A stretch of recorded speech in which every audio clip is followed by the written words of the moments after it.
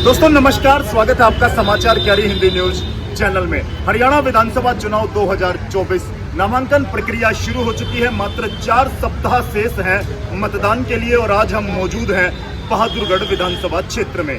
जी हां, बहादुरगढ़ विधानसभा क्षेत्र जो दिल्ली के साथ लगता हुआ महत्वपूर्ण प्रदेश है, यहाँ क्या सियासी हलचल है उसकी भी जानकारी देंगे। लेकिन उससे पहले मैं आपको बता दूं कि मेरे साथ एक ऐसी शख्सियत है जो राजनीति का PhD है, किसान नेता है रमेश दलाल जी। तो उनसे परिचय करते हैं, उनसे बातचीत करते हैं। बहादुरगढ़ विधानसभा चुनाव में उनकी क्या भूमिका रहने वाली है, ये उन्हीं से जानते हैं। दलाल साहब, बहुत बहुत स्वागत है आपका समाचार क्यारी में। सबसे पहले आपके दर्शकों को, हरियाणा और देश की जनता को मेरा नमस्कार। जी, बहादुरगढ़ की राजनीति, वैसे तो आप पूरे प्रदेश के नेता हैं, पूरा आप सामाजिक सरोकार के विषयों से जुड़े रहे हैं, लेकिन बहादुरगढ़ से ताल ठोकने का आपने मन बना लिया है, क्या कहना चाहते हैं? रमेश दलाल ने नहीं, लोगों ने मन बनाया। पहली बार दलाल आप 84 ने विधिवत रूप से मुझे नॉमिनेट किया, टिकट दिया और बहुत सालों के बाद ऐसा अवसर आया है। बहुत पहले जब हरियाणा के जन्म से पहले एक बार राम सिंह वकील होते थे और वो बहुत छोटे परिवार से बिलोंग करते थे, कोई बड़ी खाप नहीं थी। तो दलाल खाप ने मलिक और अलाउत को लेकर के और जुलाना से उम्मीदवार उतारा था और वो जीते थे और मंत्री बने थे। उसके बाद हरद्वाई लाल का ऐसा आया और अब फिर 50 साल के बाद ऐसा निर्णय खाप ने लिया। चलिए, दैया और दलाल हमारे क्षेत्र की ही नहीं, उत्तर भारत की बड़ी खापों में शुमार है। दलाल खाप आपका चुनाव लड़ रही, ऐसा दावा है। कांग्रेस से भी आप टिकट मांग रहे थे?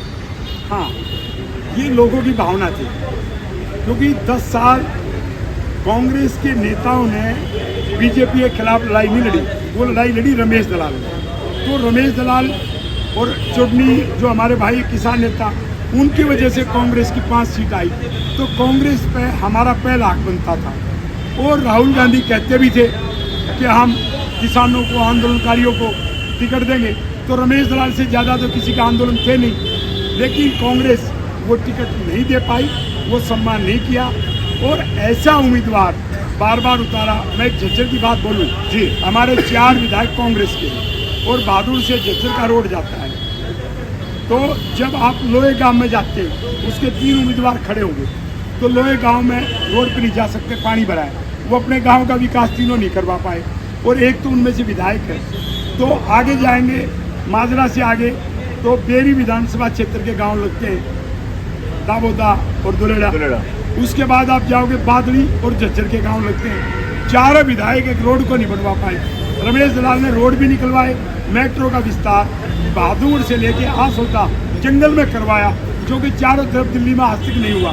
तो मैंने विकास भी किया है। और सबसे आपको पता, मेरा अपने बारे में बोलना ठीक नहीं, जितने भी उम्मीदवार चुनाव लड़ रहे हैं ये लोगों से पूछ लें, सबसे शिक्षित, सबसे विचारणीय और सबसे जो अच्छे ढंग से इनकी देखभाल कर सकता है। व्यापारियों को सुरक्षा नहीं, या रोज लूटपाट, गोलीबारी, धमकी ये आम चलती रहती है।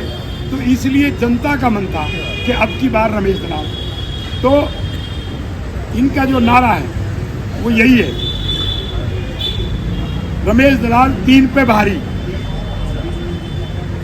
रमेश दलाल 3 पर भारी, विजय हमारी अब की बारी। चलिए, विजन क्या लेकर के आए हैं बहादुरगढ़ के लिए? आप पूरे हरियाणा, राजस्थान, दिल्ली में सक्रिय रहे हैं, बहादुरगढ़ के लिए क्या खास विजन है? बहादुरगढ़ पिछड़ गया है दिल्ली के बॉर्डर पर होते हुए भी, वो गुड़गांव से और फरीदाबाद से। अब बहादुरगढ़ में जो लाइन पार का एरिया है, जिसको हम बोलते हैं ग्रेटर बहादुरगढ़, उसका उधर की तरफ विकास करवाना, रोड निकलवाना और जमीन जो अधिग्रहण हो रहा है उसके लिए ऐसी योजना बनवाना कि नए सेक्टर, जिससे यहाँ रोजगार बढ़े। तो एक तो लाइन पार का विकास तो हुआ ही नहीं, और नए रोड की कनेक्टिविटी एक तो है, लेकिन अमृतसर पटना एक्सप्रेस वे नीलोटी से सीधा ले जाकर रोहिणी की तरफ मिलवाना दिल्ली में। और उसके अतिरिक्त रमेश दलाल यदि बना और बढ़ेगा तो कम से कम 5 साल में 1000 सरकारी की नौकरी, सरकारी नौकरी के लिए मेरी गारंटी है। और सबको पता, रमेश दलाल जो कहता है वो करता है। औरों की तरह मैं 5000 10,000 बोलूँ ठीक नहीं, और 10 लाख प्राइवेट नौकरी फैक्ट्रियों में, उद्योगों में। ये मेरी प्राथमिकता रहेगी। और आम जो विकास है वो तो रहेगा सेक्टर 6 भादुगढ़, यहाँ से पानी की निकासी भी नहीं, कॉलोनियों में से भी नहीं, गांव में देखो क्या बुरा हाल है। तो इन सब बातों को, मुद्दों को लेकर रमेश दलाल चुनाव लड़ रहे हैं। नामांकन को लेकर के क्या योजना है? कल 12 सितंबर को नामांकन करेंगे और पहली बार, और जैसे लोगों ने बस लगाई, मैं बसें नहीं लगवा रहा हूँ, तो मेरा एक अपील जारी की है कि अपने वाहन से, ट्रैक्टर से, मोटरसाइकिल से रमेश दलाल व्यवस्था नहीं कर रहा।